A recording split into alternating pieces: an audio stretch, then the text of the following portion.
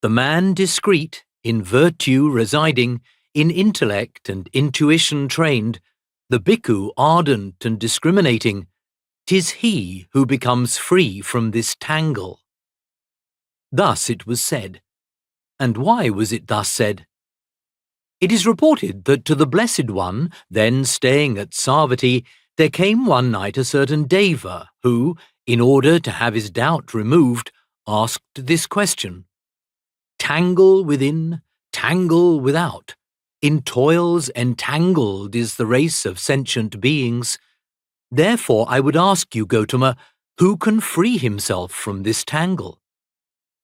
And this briefly is the meaning. By tangle is meant the network of craving, for craving is like the tangle of the network of branches in a bamboo thicket and the like, in the sense of an intertwining, because it continually arises below and above in connection with such objects of consciousness as visible things. And it is said to be tangle within, tangle without, because it arises within the cravings of one's own and others' individual consciousness, and all that constitutes its base in the organs internal and external.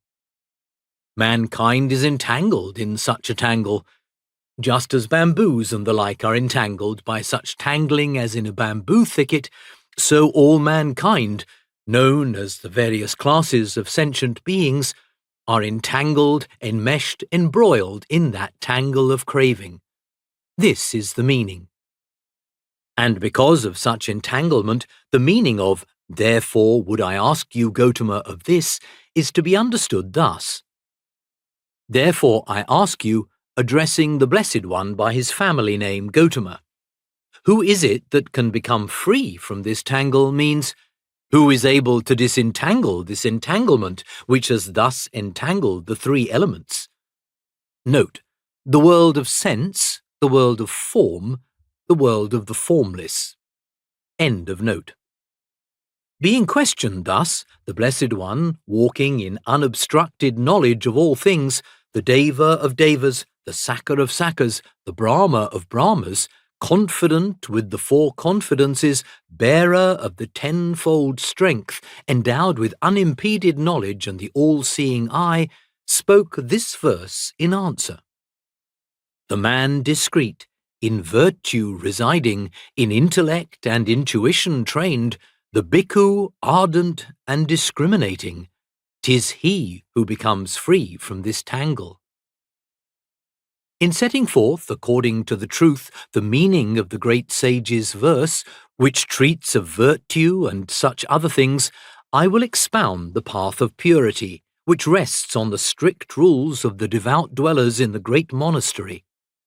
It is pure in exposition, gladdening even those who may never attain to purity for all their striving, though they seek it here, not knowing fully the path of purity which encompasses all virtue and is straight and secure. Though they have gone forth into homelessness, still is it hard to attain in the great conqueror's realm. Devout men whose desire is purity, attend to the things that I relate. Here by purity is meant nibbana, which is free from all taints and completely pure. The way to this purity is the path of purity. The means of its acquisition is called the path. The meaning I'm going to speak of is that path of purity. This path of purity has been set forth in terms of simple insight in some places, as in, all conditioned things are impermanent, he who understands holds what is ill in scorn. This is the path of purity. In terms of jhana insight in other places, it is described thus. He is not far from nibbana, in whom appear dhyana and insight. In terms of karma and so forth, in some places it is described thus. With good will and wisdom, with mind well trained, with highest conducts based on skillful actions, this makes mortals pure, not rank or wealth. In terms of virtue and the like in other places, it is described thus.